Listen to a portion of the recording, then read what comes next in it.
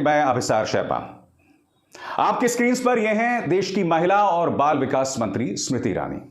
2014 से पहले अक्सर इस तरह से ये सिलेंडर के साथ बैठती थी और उस वक्त की सरकार को कटघरे में रखती थी।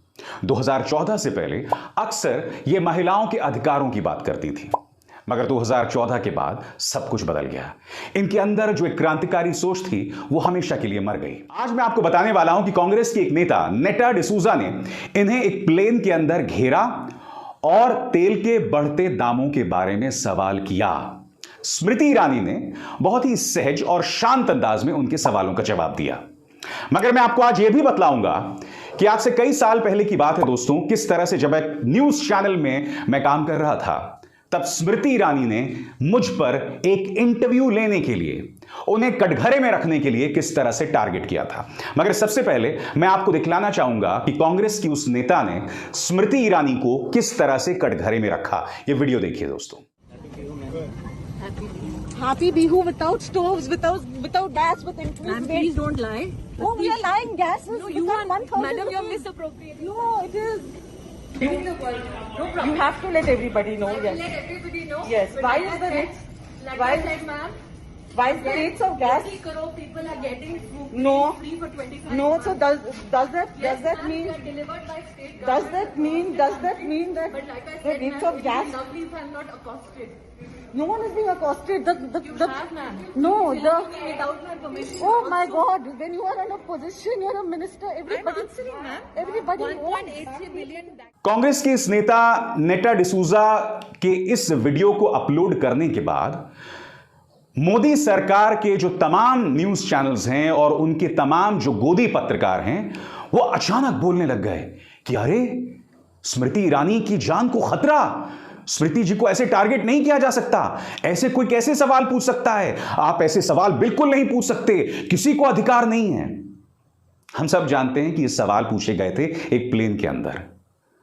नेटा डिसूजा एक कांग्रेस की नेता है और जाहिर सी बात है, आपने खुद देखा, उन्होंने कोई बदतमीजी नहीं की और वो सवाल पूछ रही थी। खबर सिर्फ ये नहीं कि नेटा डिसूजा ने कैसे उन्हें कटघरे में रखकर सवाल किया, नहीं, खबर यहां पर यह है कि फिर मानो एक इशारे पर तमाम जो न्यूज एंकर्स, पत्रकार जो हैं वो लगातार टारगेट करने लगे कांग्रेस की उस नेता को कि तुम्हारी हिम्मत कैसे हुई ये काम करने की।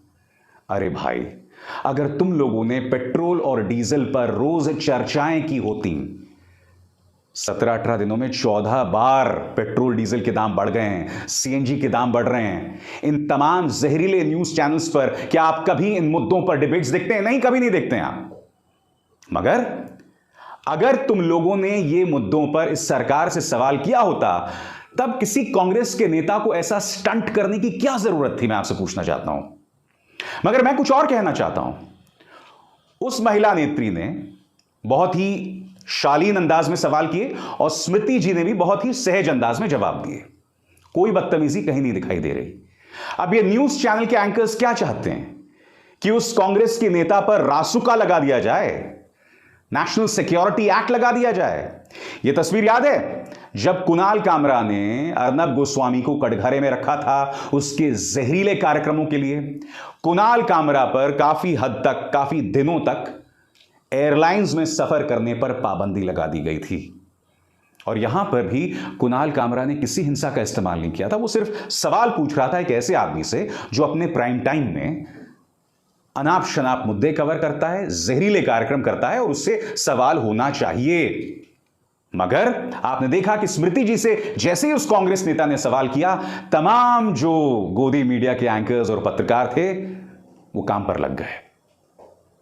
मगर मेरी शिकायत है कांग्रेस की उस नेता से, आपको स्मृति ईरानी से सिर्फ पेट्रोल और डीजल पर सवाल नहीं करने चाहिए थे, क्योंकि ये महिला और बाल विकास मंत्री हैं। मैं आपको याद दिला दूं, महिलाओं पर जब भी कोई जघन्य अपराध हुआ है, यह मोहतरमा हमेशा खामोश रही हैं। कुलदीप सिंह सेंगर ने जब एक लड़की की जिंदगी बर्बाद कर दी और उसके परिवार को लगभग बर्बाद कर दिया, स्मृति ईरानी खामोश थी। स्वामी चिन्मयानंद के वीडियोज आए थे यौन उत्पीड़न के सामने, यह मोहतरमा खामोश थी। हाथरस में रातों रात एक गुड़िया का शव जला दिया गया, पूरा प्रशासन जो है उसके परिवार पर अत्याचार कर रहा था, मगर ये मोहतरमा खामोश थी। ऑनलाइन मुस्लिम महिलाओं की बोली लगाई जा रही थी सुल्ली और बुल्ली डील्स के जरिए। हिजाब को लेकर मुस्लिम महिलाओं को बेवजह टारगेट किया जा रहा था, मगर इनके मुंह से औपचारिकता के नाते एक आध कुछ शब्द निकला होगा। मुझे खुशी होती नेटा अगर आप इन मुद्दों पर स्मृति ईरानी को कटघरे में रखती। मगर आज मैं आपको एक और चीज बतलाने वाला हूं दोस्तों। कुछ सालों पहले की बात है, जब मैं एक न्यूज चैनल में काम करता था। यह वो दौर था जब रोहित वेमुला ने आत्महत्या कर ली थी। स्मृति ईरानी शिक्षा मंत्री थी। आधे घंटे का मैंने उनके साथ इंटरव्यू किया। आपके स्क्रीन पर यह इंटरव्यू चल रहा है। यह मैंने उनसे इंटरव्यू किया था। मैंने उनसे कुछ कठिन सवाल किए।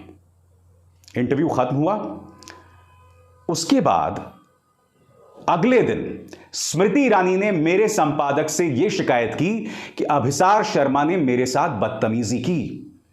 ऑफिस के अंदर खलबली मच गई। लोग ये कहने लगे कि भाई अभिसार ने क्या बदतमीजी की स्मृति ईरानी के साथ।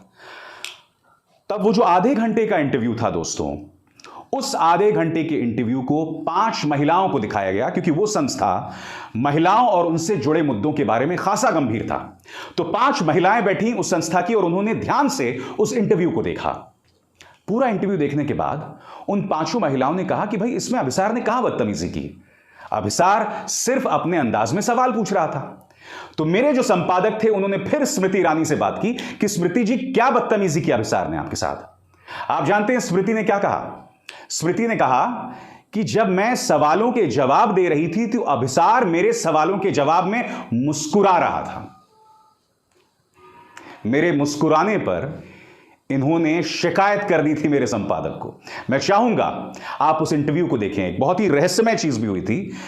मैंने वो इंटरव्यू किया, उस इंटरव्यू की खासी चर्चा हुई, मगर बहुत रहस्यमय कारणों से मेरी उस संस्था ने उस इंटरव्यू को YouTube पर नहीं डाला और उस इंटरव्यू को दोबारा भी नहीं दिखाया। किसका दबाव था मैं नहीं जानता हूं, मगर मैं चाहूंगा आप उस इंटरव्यू की एक छोटी सी झलक देखें, क्योंकि वो इंटरव्यू गलती से किसी ने अपने फोन पर रिकॉर्ड करके YouTube पर डाल दिया। मैं चाहूंगा आप उसकी एक छोटी सी झलक देखें कि मैं किस तरह से स्मृति ईरानी का इंटरव्यू कर रहा था। दोनों में बहुत बड़ा फर्क होता है। आप एबीपी के प्रवक्ता नहीं तो प्रवक्ता और पत्रकार का फर्क जानिए। मुद्दे पर आइए। मैं आपसे यही पूछ रहा हूँ मैं कि फर्क कम से जानूंगी कम जब आप वो कंप्लेनेंट फर्क की दिखाएंगे। विश्वसनीयता पर गौर करें आप। मैं इससे वो पहले फर्क भी जानूंगी लगातार साबित अभिसार हो रहा जी, है जब आप वो फर्क कि जो दिखाएंगे आरएसएस से और जुड़े लोग मुद्दे हैं, पर मैं स्मृति एक एक ईरानी जवाब जी, दे चुकी हूँ। उन पर गौर मैं किया आपके जा रहा मुद्दे है। पर एक एक सवाल उनकी का जवाब बातों दे पर चुकी गौर हूँ। किया जा रहा आप है। अभी रात दोबारा आलापे बिल्कुल नहीं। अभिसार जी, मैं आपको आज चुनौती देती हूँ।